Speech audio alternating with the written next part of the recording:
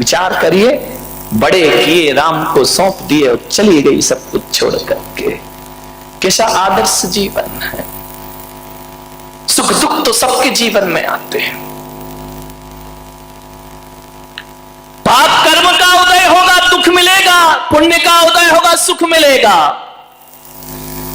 लेकिन मैं आपसे निवेदन कर रहा हूं कि जीवन में यदि दुख से बचना है तो दुखी व्यक्तियों का दुख दूर करने का प्रयास करो।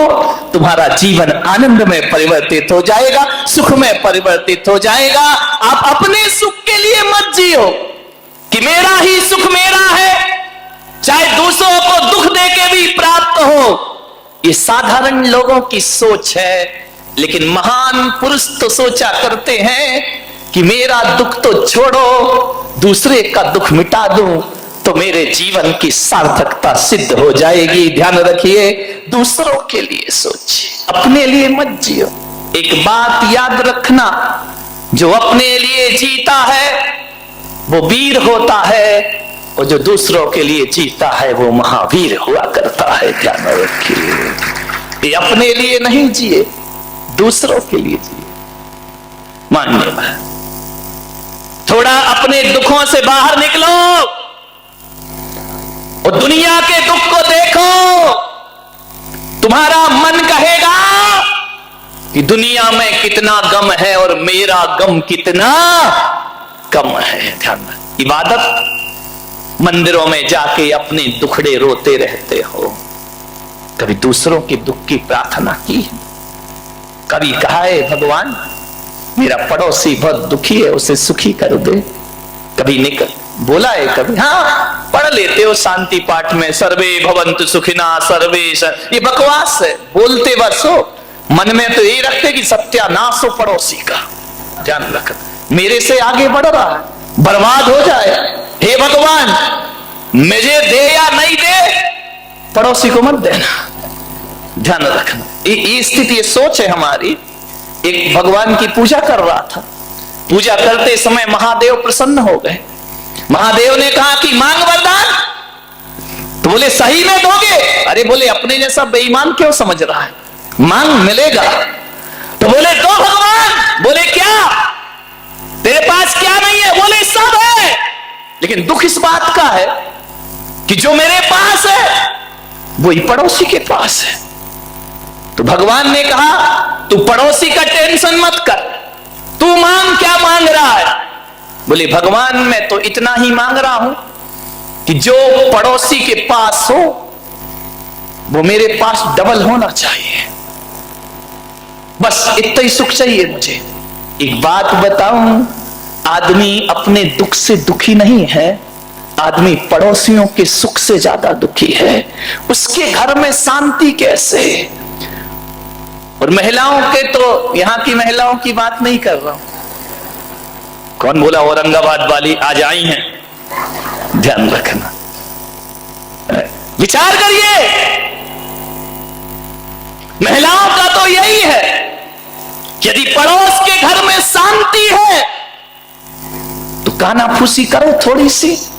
सास बहू प्रेम से कैसे रह रही है? थोड़ा बहुत सभा में चूहिया छोड़ दीजिए। इतनी होशियार होती हैं महिलाएं। यहां वाली नहीं, यहां वाली तो बहुत सीधी है, जलेबी की तरह। इतनी होशियार, इतनी होशियार कि पड़ोस के घर में जाएंगी, बहू बैठी है, अब मालूम है क्या करेगी? पड़ोस के घर जाके उठ के आ रही कि अब मैं चलती हूं, और आते आते बहू के कान में कुछ कह दिया, बस इतना ही कहा कि अब मैं जा रही हूं। सास देख रही, अच्छा कान में कह रही, इसका मतलब मेरे खिलाफ कोई षड्यंत्र चल रहा है। और उसने कुछ नहीं कहा, उसने इतना ही कहा कि मैं जा रही हूं, और वो भी तीली लगाने आई थी, कोई घर को सुखी करने नहीं आई थी। कान में कह के चली गई। अम्मा ने देखा, क्यों, क्या बोल रही थी वो? अम्मा जी कुछ नहीं, बस इतना बोल रही थी मैं। अब इस पे कोई अम्मा विश्वास करेगी कि मैं जा रही हूं? इस पे कोई विश्वास करेगी क्या? अरे जा रही हूं तो जोर से बोल देती, तू भी छुपा रही है। आज श्री महाभारत प्रस्तुत करता। ऐसे घरों में आग मत लगाइए मेरे भाई। क्यों किसी के घर उजाड़ते हो? घर बसाना सीखो मेरे भाई। उजाड़ो मत। एक जगह शादी हुई, एक अम्मा ने पूछा क्यों तू 10 दिन से मंदिर में नहीं दिखी? बोले क्या करूं बहन, लड़के की शादी थी इसलिए मैं नहीं आ पाई। हो गई तेरी शादी? बोले हो गई। बोले कहां की बहू है? बोले औरंगाबाद की। बोले औरंगाबाद की? बोले हाँ। बोले कितना मिला है? अब तुझे क्या लेना देना कितना मिला है, वो जाने उसकी बहू जाने, तेरी छाती काहे को जल रही है? क्या मिला दहेज में? अरे भाई दहेज दहेज में छोड़ो, हमने तो महाराज के प्रवचन सुन लिए थे कि दहेज लेना पाप है। एक साड़ी में लड़की लाए हैं, हमने कोई दहेज नहीं लिया है। अरे अम्मा ने माथा फोड़ा मंदिर में। बोली धत तेरे की, तू भी महाराजों की बातों में लग गई। उनके तो ना आगे कोई ना पीछे कोई, तेरी तो गृहस्थी लगी है। 1 घंटे के प्रवचन में हीरा सा बेटा फ्री में बेच दिया। तेरे की सत्यानाश, हीरा सा बेटा। अब जब इतना हीरा सा था तो तूने अपनी लड़की क्यों नहीं दी? ऐसे घरों में आग लगाई जाती है, ध्यान रखा। हीरा सा बेटा कौड़ियों के भाव में बेच दिया। मैं होती तो लाखों रुपए लेती दे। अब बता, उस बुढ़िया के दिमाग में कचरा डाल दिया इसने। वो इतनी खुश थी बेचारी, और ऐसे मीठे शब्द बोल बोल के कचरा डाल दिया कि हीरा सा बेटा। जब हीरा सा था तो तुझे पहले का कीड़ा सा दिख रहा था वो। ध्यान रखिए, मत उजाड़ो किसी के घर, ध्यान रखिए, घरों को बसाइए, किसी के घरों को बर्बाद मत करिए। आओ, ये इंसान एक मंदिर के समान हुआ करता है, और ये धरती उस तीर्थ स्थान के समान हुआ करती है जहां हम लोग रहा करते हैं। मान्यवर, एक तीर्थ जैसा वातावरण बनाइए, जीवन स्वर्ग हो जाएगा आपका। किसी के घरों को बर्बाद मत करो। तुम्हें क्या लेना देना दहेज मिले नहीं मिले। आजकल मंदिरों में ये पद्म पुराण नहीं पढ़ती, बुढ़िया पुराण ज्यादा पढ़ती हैं। पुराण तो खुला ही रहता है, रामायण दूसरी चलती रहती है। पता चला इतनी देर मंदिर में क्या? बोले स्वाध्याय कर रही थी। अब तुम्हारे स्वाध्याय में बकवास के सिवा होता क्या है? बोलो निंदा पुराण है और कुछ नहीं है। 2 लाइन पढ़ते हो, घंटा भर बुराइयां करते हो। इसकी बुराई उसकी बुराई, और कोई नहीं मिला तो बुलक सागर आए, इनकी बुराई कर लो थोड़ी सी। ध्यान रखिए, मुझे समझ ही नहीं आता। ये धर्म ध्यान है, ये स्वाध्याय है। 4 बैठ करके रामायण शुरू कर देती हैं अपनी, वो ऐसे वो वैसे वो ऐसा। अरे मैंने एक महिला बड़ी बुराई कर रही थी मंदिर में बड़ी जोर जोर से, ये महाराज वैसे वो महाराज वैसे, उसकी बहू ऐसी उसका बेटा ऐसा। अरे तो मैंने कहा इधर आई, ये कर क्या रही है? बोले क्या कर रहे हैं? धर्म ध्यान कर रहे हैं। मैंने कहा ये धर्म ध्यान हो रहा है, इस एक दूसरे की बुराइयां कर रही हो, एक दूसरे महाराजों की बुराइयां निंदा कर, ये धर्म ध्यान है तुम्हारा? बोली महाराज जो आपने सिखाया वही तो कर रहे। मैंने कहा मैंने क्या सिखाया? बोले आपने तो कहा था कि रोज आलोचना पाठ पढ़ा करो। मैंने कहा कमाल है, धन्य है भाई, ये आलोचना पाठ चल रहा मंदिर में। मैंने कहा था अपनी आलोचना करना, तू मेरी आलोचना करने लगी। जय हो, विचार कर। ये बुढ़िया पुराण, इससे कोई कल्याण होने वाला नहीं है।